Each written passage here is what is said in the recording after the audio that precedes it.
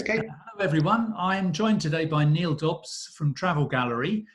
Travel Gallery are a tour operator, part of ATO. We use a lot of ATO operators, as you'll all know. And Travel Gallery specialise in Sri Lanka and the Maldives. And it's a great place to go, of course, especially now. Neil, welcome. Thanks, Martin. Very good to be with you. Thank you. So let's talk first of all, perhaps about the travel situation for the Maldives and Sri Lanka. Currently, what are the rules of quarantine, if there are any? Yeah, sure. Well, obviously, up until the 2nd of December, we can't do anything like the rest of the world. But after that, the Maldives is probably one of the hot places to actually go over this winter season. You can travel into the Maldives. You have to have a negative PCR test within 96 hours of leaving the UK before you check in for your flight. But on arrival, then there are no restrictions at all going into the Maldives. They'll do a temperature check. You've got to look healthy, and then you're sent off to your island. And if you're flying on the British Airways direct flight or the launch today Sri Lankan Flights, we'll come back to that in a minute, then actually for the return to the UK, there's no PCR test requirement, and on return into the UK, there's no self-isolation required because it's within a travel corridor. So the Maldives is looking like a really good hot bet, I think, for traveling to once we know what the restrictions are going to be like after the 2nd of December. You know, if there's any further restrictions. Tell me, what are the best months to go to the Maldives then, being that we're now in November? By the time December comes around, I think people are going to be absolutely desperate for a bit of winter sunshine. So is it a good time to go? It is the best time to go, Martin. So from the end of November, early December, through until March is the peak season for the Maldives. You're going to get the best weather, most stable weather conditions. Temperatures are going to be 28 to 30 degrees. Sunshine is, more or less wall-to-wall sunshine, and I think as you move, December can get a bit of rain, but as you move into January and February, they're some of the driest months and really the perfect conditions. So as a when I say a hot destination, it's going to be sun hot, but it's also, I think, one of the better Indian Ocean islands to travel to. I mean, moving quickly to Sri Lanka, that's not open at the moment. And I think it's unlikely that Sri Lanka will open before the end of January.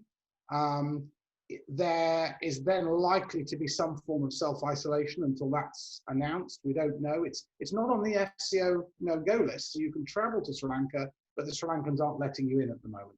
So I think realistically, Sri Lanka for this winter sun is not the destination to be looking at.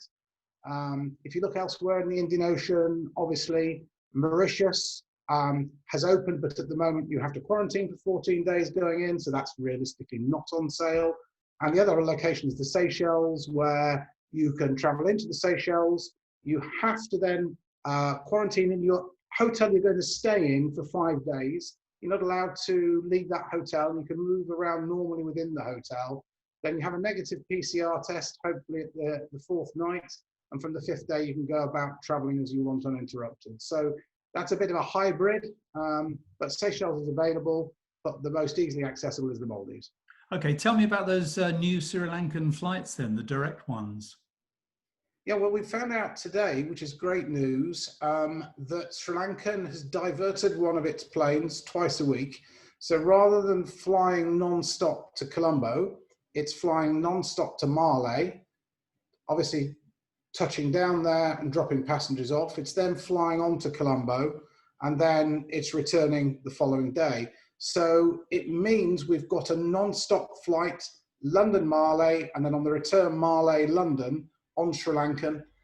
It's an excellent product. It's something I fly normally 4 or 5 times a year. And both in the economy class, it's a good option, and in business class, it's a very good option. The only downside versus British Airways is there's no premium economy. But as a carrier, it's a great option for getting into the Maldives. Yeah, no, that's good. and their business class fares are probably a little bit better, more competitively priced than British Airways business class, I would have thought. I've just managed to get some for a client for February, where it was about £2,000 per person cheaper to fly a round trip business class on Sri Lankan versus British Airways.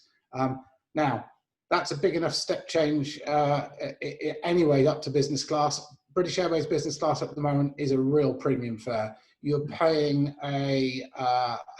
it's always expensive as a destination because there's a relatively few number of seats going into the Maldives. And this year they're trying to make up for probably some of their losses elsewhere. So yeah, it's quite a premium price product on British Airways this winter. Yeah.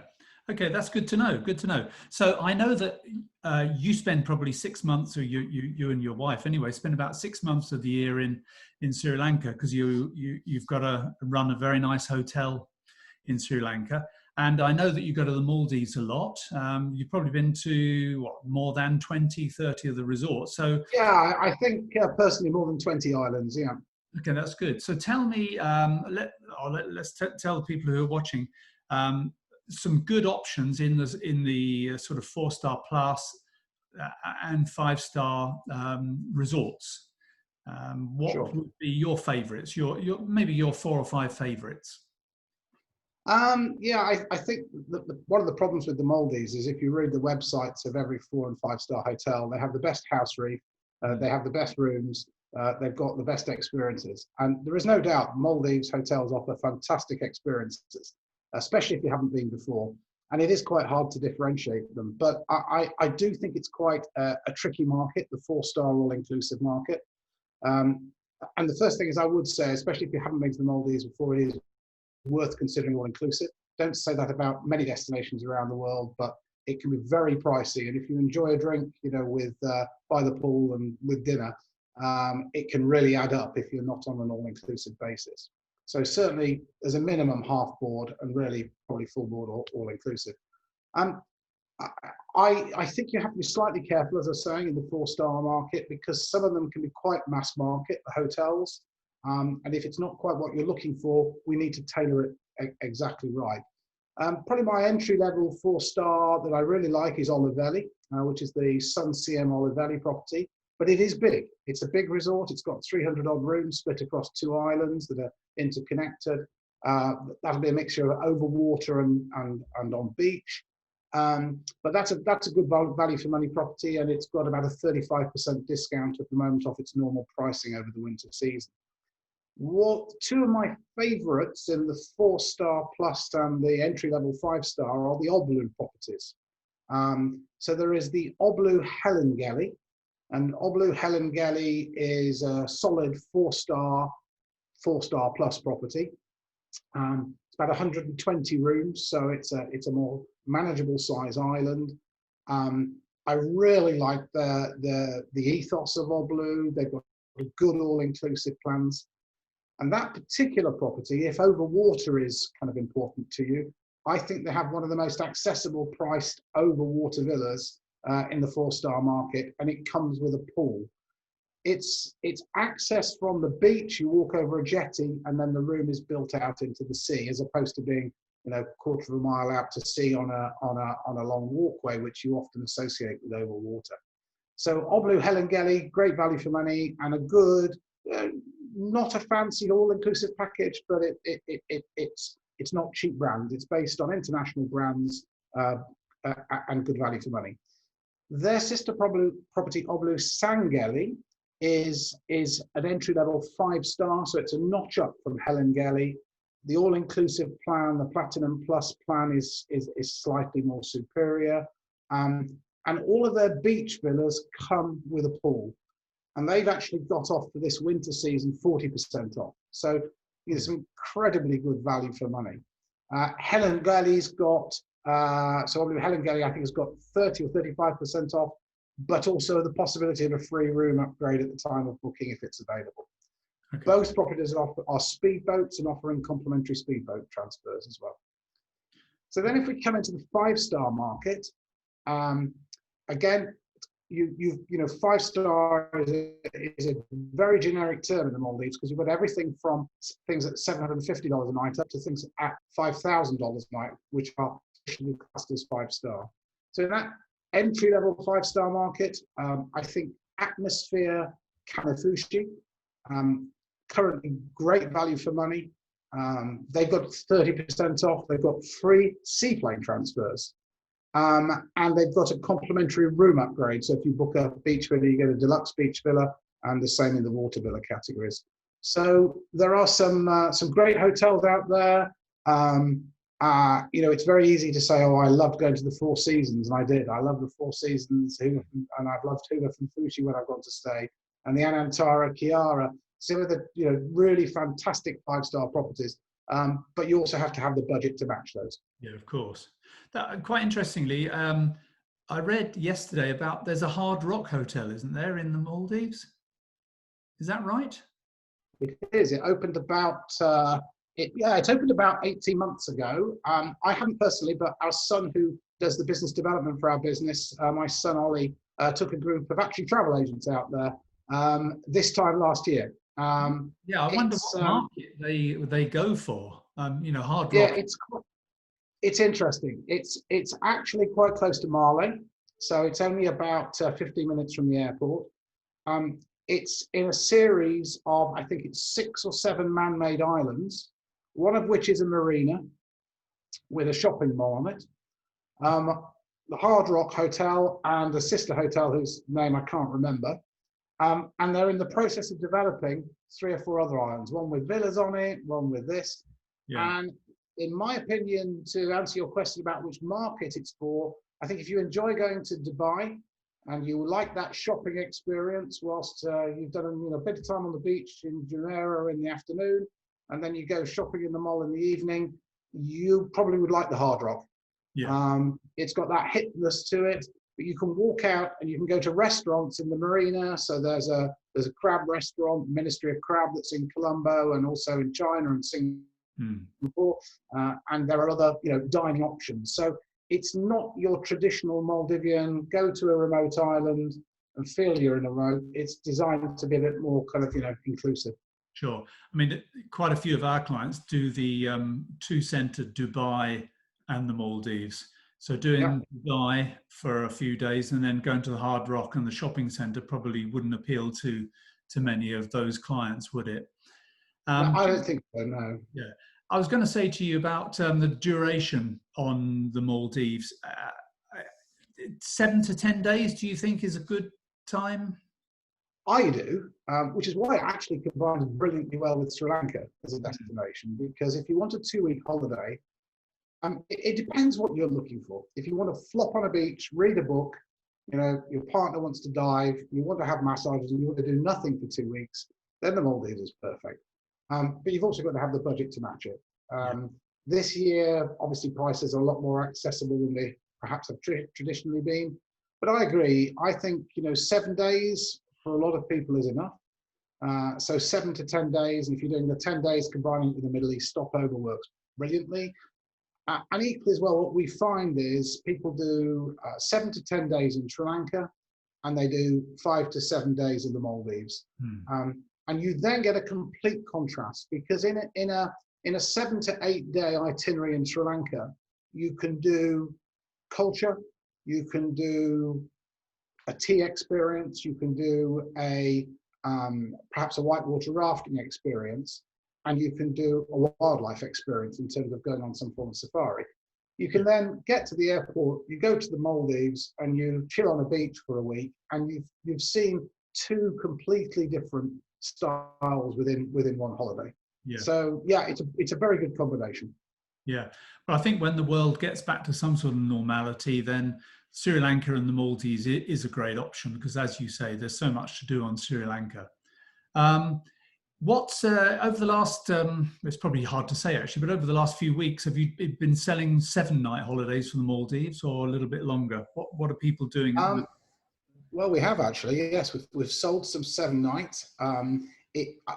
Obviously, at the moment, if you fly on a Middle Eastern airline and you go via Qatar or via Dubai on Emirates, when you get back to the UK, you have to self-quarantine because they haven't allowed you to touch down in one of those Middle Eastern countries, change planes, and then land at Heathrow and say, you know, you've met the travel quarantine rules. So that has really encouraged people to be looking at the British Airways flight. And British Airways is more restricted in terms of the number of nights you can go for because they don't fly every day of the week. So yeah, we've been doing some 7 nights. I quoted today on a 9-night holiday. And we, of course, are seeing people say, no, we want to go for the full, 14 nights as well. Yeah. It's a 10.5-hour flight on the direct flight. So, and when you get there, the only thing I would say is then if you're going on a 7 nights and you're having a long international flight, try and stick to a speedboat and perhaps not a seaplane. Because if you're going to do that seaplane, it can add another 3 to 4 hours to the journey. By the time you've got to the seaplane terminal, waited for the seaplane, taking a 50-minute seaplane somewhere. So, I think it's worth, if you're going on a short duration, trying to stick to a speedboat when you arrive. Okay, that's good. So finally, Neil, let's just talk a little bit about pricing. Do you think that 2021, I mean, at the moment, there are deals, obviously, for the Maldives. You mentioned that you can get 30% off at some of the properties, maybe even more. Do you think that's going to change, isn't it? As supply and demand comes into play, do you think pricing is going to go higher than it was, let's say, in 2019? I don't think the hotel pricing is, because the hotels have had a dreadful, 10 months. The reason hotels in the Maldives are expensive in the first place is because it's a very high cost to serve market. Getting over the food, the logistics, the people, fuel.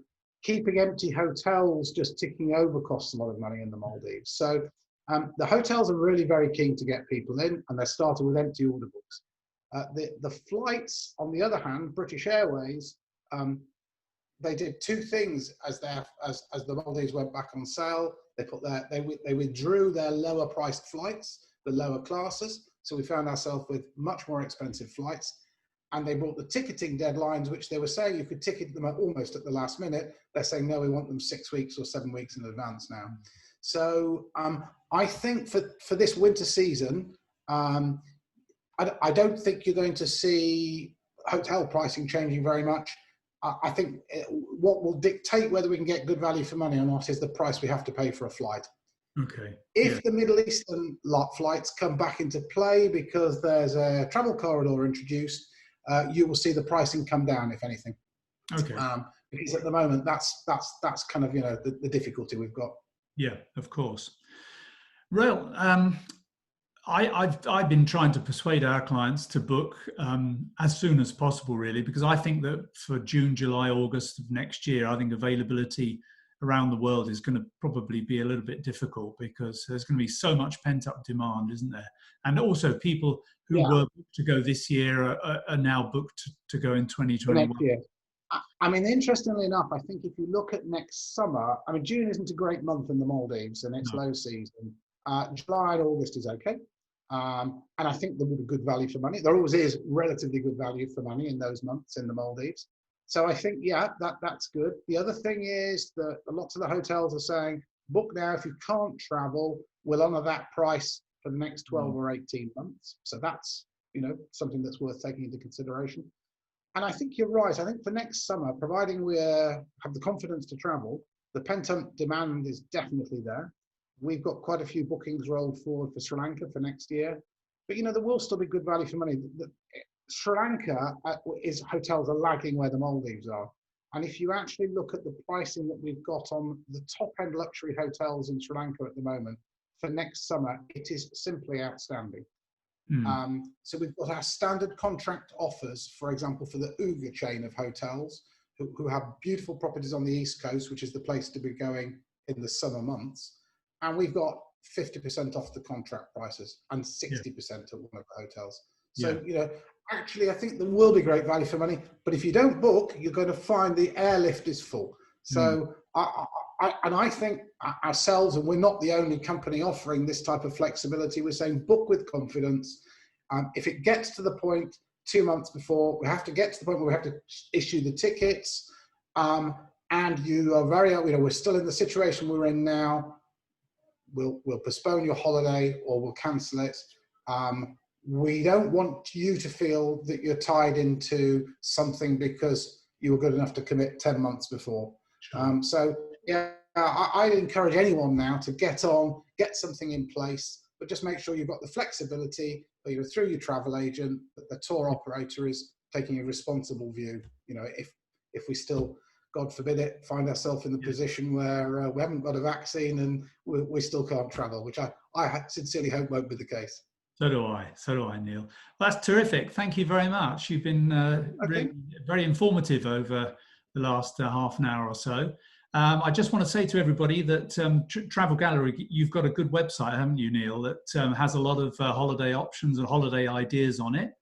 So free to visit your website and have a look and see what they want to do. Obviously, come back to Green Star Travel to make your booking. We've got our own website. You can make an appointment to talk to me or come into the shop from our website. And you're also on Instagram, I think, Neil, are you? Travel Gallery? I think we do Instagram and yeah, absolutely, Instagram and Facebook. So you can follow us on Instagram and Facebook.